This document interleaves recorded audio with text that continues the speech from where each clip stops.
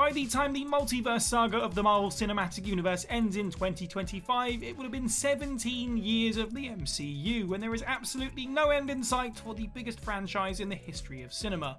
That is a mighty long time, with each outing acting as something of a small piece of a much larger puzzle connecting one thing to everything else. It allows for literally limitless fan theories. A lot of these theories have grown to be incredibly popular over the years. Some have been proven right, some have been way off the mark, and there is still time for others to have their final verdict. Some of these have been around for years, some for a lot less, but many theories just will not go away. I'm scifi and these are 10 MCU fan theories that just won't die.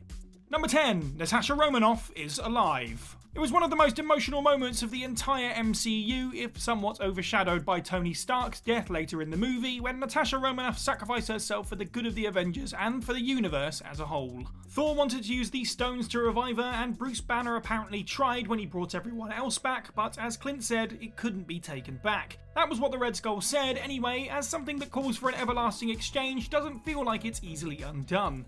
However, MCU fans aren't convinced that Hulk didn't bring her back. After all, how could he possibly know? In theory, if she would have returned, surely it would have been on Vormir where she died, with no way of letting anyone know and no way of escaping. With that in mind, the thing about this theory is that it likely won't ever be fully debunked, which will always be enough to give fans hope.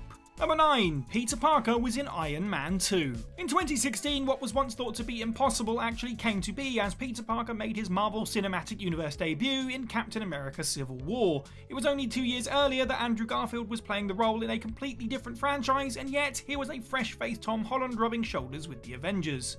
Of course, the rights to the character were completely Sony's before the studio decided to essentially loan him back to Marvel, and for a long time the MCU couldn't touch him. That hasn't stopped fans theorising about what would be one of the biggest retcons in MCU history, however.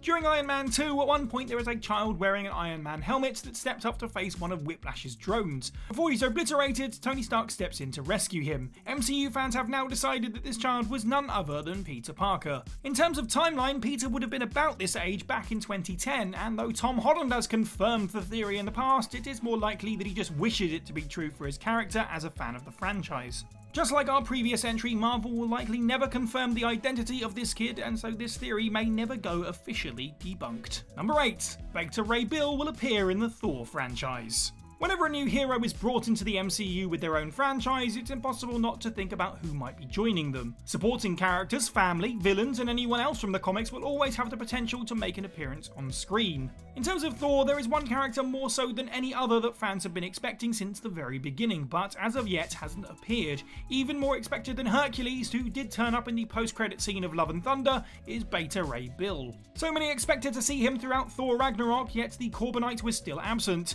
even after seeing a carving very reminiscent of Bill himself on the Grandmaster's Tower, suggesting that he was one of the unfortunate souls taken by the Hulk on Sakaar. Fans are still certain he will turn up eventually. After the character was absent from Love and Thunder, instead of simply accepting that Beta Ray Bill may simply never rock up in the Marvel Cinematic Universe, there are still theories and expectations that he will either appear in a further Thor movie, Guardians of the Galaxy Volume 3, or even as a lead in his own Disney Plus series. Number 7. Wanda will say, "No more mutants." Debuting as a secondary antagonist 7 years ago in Avengers Age of Ultron, Wanda Maximoff has become one of, if not the strongest characters in the entire franchise. As the years have gone by, Wanda has become the focal point of the first Disney Plus series and the main villain of the Multiverse of Madness. So much so that fans have believed for some time that she could say 3 of the most important and anticipated words in MCU history. This would be as part of a theorised adaptation of the classic House of M storyline from the comics. Everything seemed to be pointing to such a narrative even before she lost her children and was introduced to Agatha Harkness, but now fans seem more certain than ever that she will rid the world of mutants in the MCU.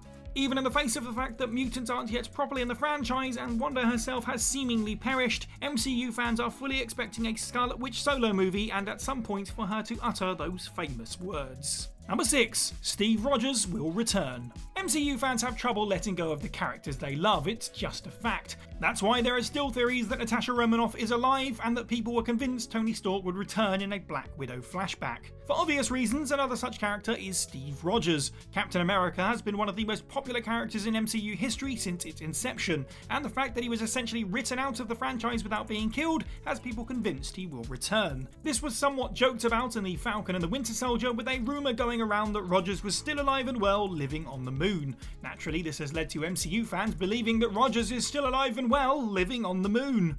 Rumours that Chris Evans would return for one more movie had fans convinced he would show his face in the surprisingly cameo-light Doctor Strange in the Multiverse of Madness for a time, though now their attention seems to have switched to Captain America: New World Order. Many just can't accept the fact that he's now a retired old man. Number 5. The X-Men will come from another universe. When the X-Men finally join the Marvel Cinematic Universe, there will be one huge question that needs answering before anything else can make sense. Where have they been? The MCU will almost be 2 decades old by then, possibly longer, so why haven't mutants shown up since then? Technically, there have been a couple of sightings in the past year. Bruno confirmed to Kamala Khan that she had a genetic mutation, and in She-Hulk's second episode there was a tease about a man in a bar fight using metal claws. Outside of these two, however, Earth-616 has seen no other mutants that we know of.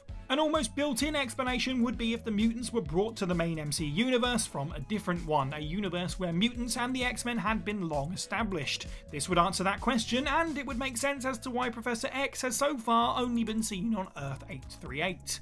One theory suggested that Thanos would bring them across from an alternate universe using the Reality Stone, but now that the multiverse concept has been blown wide open, there could be any number of ways the mutants jump from one universe to another. Even though mutants have technically been introduced on Earth-616 already, this is still the theory that many fans are sticking with. Number 4. Certain characters are actually Skrulls. It is the main ability of the Skrulls that they can shapeshift, taking the form of anyone they desire, as well as copying exactly their DNA. This doesn't come without mastering the skill, of course, but it did seem that just about every Skrull that appeared on screen throughout Captain Marvel and Spider-Man Far From Home was an expert. The fact that characters such as Nick Fury and Maria Hill were actually Talos and Soren all along just proves that literally anyone could technically be a Skrull at any time. As there is clearly no way of telling, no one is safe, it would seem. The main target of these theories is still Nick Fury. The fact that he ate a sandwich cut into a triangle in Age of Ultron, despite specifically saying he couldn't do such a thing in Captain Marvel, has people wondering just how long Talos has been impersonating Fury on Earth. Plus the fact that Secret Invasion will follow Fury through the blip when we know for a fact that he was a victim of the snap only raises further questions about who and where the real Nick Fury is. The very nature of the Skrulls and this theory essentially means that it will never end. There will always be question marks over who is real and who isn't, particularly throughout Secret Invasion. That's kind of the whole point. Number 3. The Young Avengers will form. Teams have over the years become integral to the makeup of the Marvel Cinematic Universe. The Avengers, the Guardians, the Revengers and the Eternals will soon be joined by the likes of the Marvels, the Thunderbolts, the Fantastic Four and eventually the X-Men. One team that is yet to make any kind of appearance on the Phase 5 or 6 slate and yet fans are convinced will happen is the Young Avengers. In fairness, after the last few years it's easy to see why, with so many of the team from the comics being introduced. Billy and Tommy Maximoff, Eli Bradley, Kid Loki, Kate Bishop and Kamala Khan have all been introduced, joining Casey Lang in the MCU, who is set to play a much bigger role as an adult in Phase 5. Why else would all of these characters have been introduced if not to bring them together? So the theory goes, at least. However, in spite of absolutely no announcements of the team forming, fans are still just as certain as they were before. Number 2. Loki isn't dead. There could be any number of reasons behind this particular theory. The fact that the God of Mischief has faked his own death so many times goes a long way, however the bulk of the fuel for it is simply that fans don't necessarily think Loki is still alive, it's that they wish he was. Who could have possibly imagined when Tom Hiddleston made his MCU debut 11 years ago alongside Chris Hemsworth that he would become this popular? A lot of this comes down to the actor himself, but the writing and the character have allowed Hiddleston to bring such a compelling Loki to life. Even after seeing the God of Mischief return outside the typical confines of time, fans are still convinced that the original Loki isn't dead. Richard E. Grant's classic Loki managed to fool Thanos, so maybe Loki 616 has done something similar. It all comes down to the hand in which he held the dagger he tried to kill Thanos with. The only other time Loki wields his weapon in his left hand is when he faked his own death in Thor: The Dark World, leading fans to believe he's done the same thing in Infinity War. Unfortunately, this just feels more like wishful thinking than anything else. Thanos himself even said there would be no resurrections this time. Number 1. Mephisto will appear. Back when WandaVision was streaming weekly episodes, MCU fans got a little carried away with their fan theories. The episodic release gave us far too much time to dissect every single detail of every single episode, searching for clues as to what might come next. Needless to say, there were a lot of misses.